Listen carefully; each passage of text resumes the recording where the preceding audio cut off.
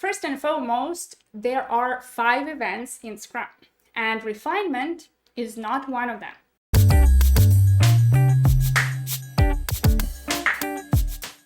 Hi, it's Daria here. Welcome to ScrumMastered.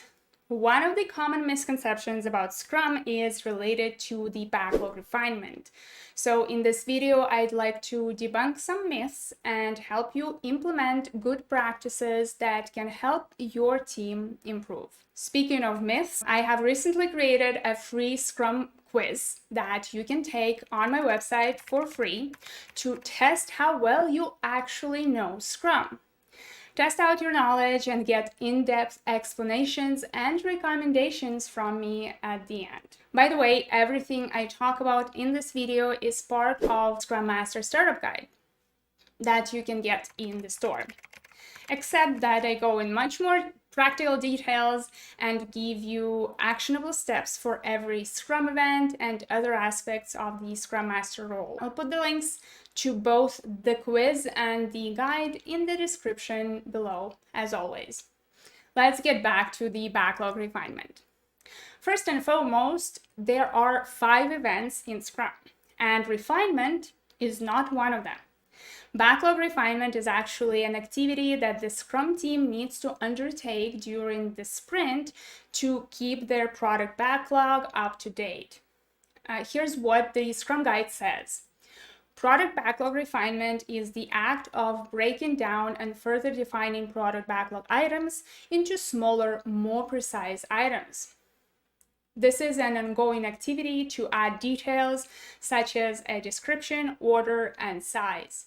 Attributes often vary with the domain of work. So what about the backlog refinement meeting then? Well, I worked with many teams who had a weekly refinement meeting. It is a good practice to implement, but it's not mandatory. Not every team has to have a refinement meeting at a certain point in time during a sprint to properly follow Scrum.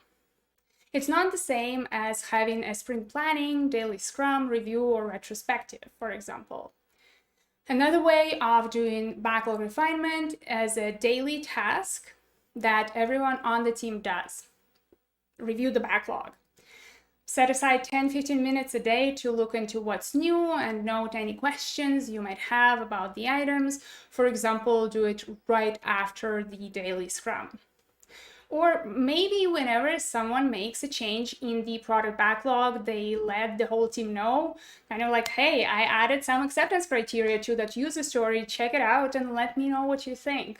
As simple as that. If there is a bigger change happening in the product backlog, for example, the product owner needs to bring in something completely new that will become very important next sprint, then the team might want to meet to discuss it in more detail. The best way to approach the backlog refinement in the end is empirically. Adjust your approach when needed. Don't follow a set process as it might not be effective, and I talked about it in one of my later videos. I'm going to put the link in the description. So how should you change your approach when needed? You can do so by putting some working agreements in place specifically related to the backlog refinement. One important thing to remember is that the goal of the refinement activity is to keep your product backlog up to date so that the team is ready for the upcoming sprint. Yes, of course, you can do the refinement during this planning event, but it would take the precious time from the key topics you need to discuss, such as the sprint goal, and then you won't have time to talk about it. And in case you need some additional information from a third party, for example, you can get stuck and be unable to plan your work if you're waiting until the sprint planning to get some of that refinement and information into your product backlog.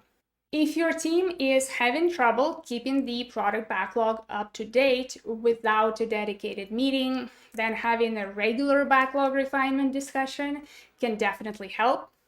Just keep those discussions productive, focusing on what's really important in the product backlog, the top ordered items, for about 2 to 4 sprints worth of work. Don't dive too deep into the bottom of the list. You can discuss the product goal and potential sprint goal during that time. Note any questions you need to get answered to the outside team, and more. Not everyone on the team has to attend this meeting. Use this time wisely so that it actually helps your team get better and update their product backlog. Don't just follow a setup process without adjusting it to meet your situation. That's everything I wanted to cover in today's video regarding the backlog refinement activity. So, a question to you. How does your team conduct backlog refinement? What tools and practices worked in your case? As usual, like, subscribe, and share your thoughts in the comments below. I hope to see you next time. Cheers and Scrum on!